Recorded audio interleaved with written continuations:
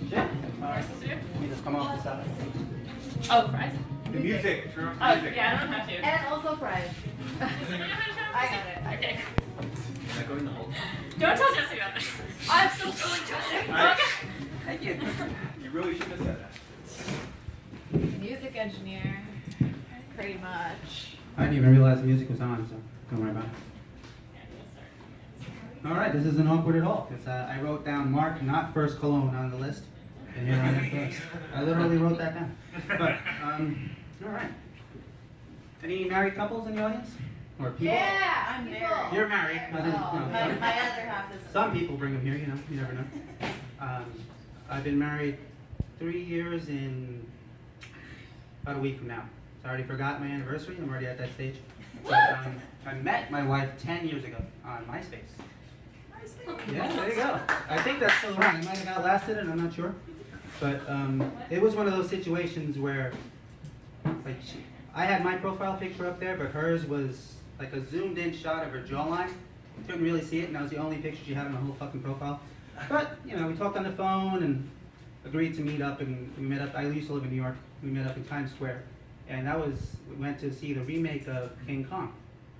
Now, has anybody here seen King Kong before? Before the remake? Okay, this is important, because we're in there. It's a 3-hour movie, fucking remake. We're sitting there, and about halfway through it, I look over at my wife, and she's, I mean, bright-eyed, bushy-tailed. She's like, wow. And I was like, okay. She's like, King Kong is so charismatic and cute, and he's a gentleman. And I looked over, and I was like, holy, she doesn't fucking know he dies at the end. She had never seen King Kong before in any shape or form at all. So this was only about an hour and a half in, so I had 90 minutes to go before disaster when he fell off the fucking building and died, and she was going to be a wreck. So I'm sitting there, and I was like, this movie's kind of long. You want to leave?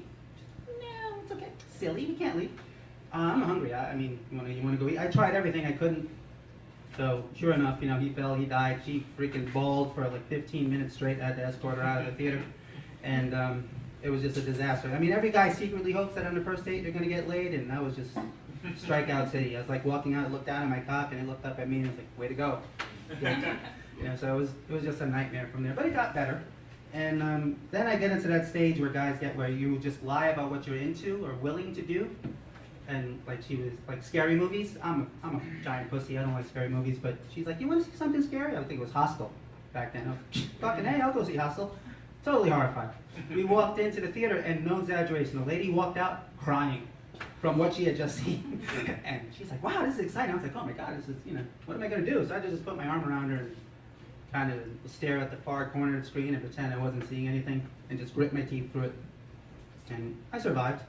Didn't get laid again. And then we went, and then she's like, hey, I like snorkeling. I was like, okay, you know, we can try that. I don't know how to swim. So that was a disaster as well.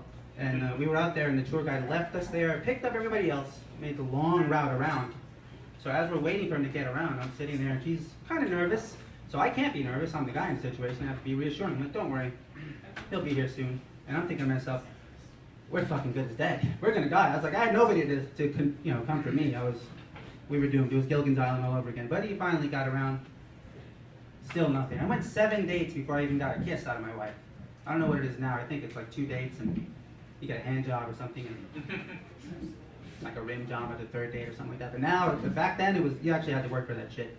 But, now I'm married, and it's the reverse. You expect it to be easier, and then you don't get anything. It's you know, if you aren't married yet, see, she smiles, you know. Yeah, you do all that work, and you're like, all right, I'm gonna get it every day now. And no, you don't get it all. You got to trick her, roofie your wife, stuff like that.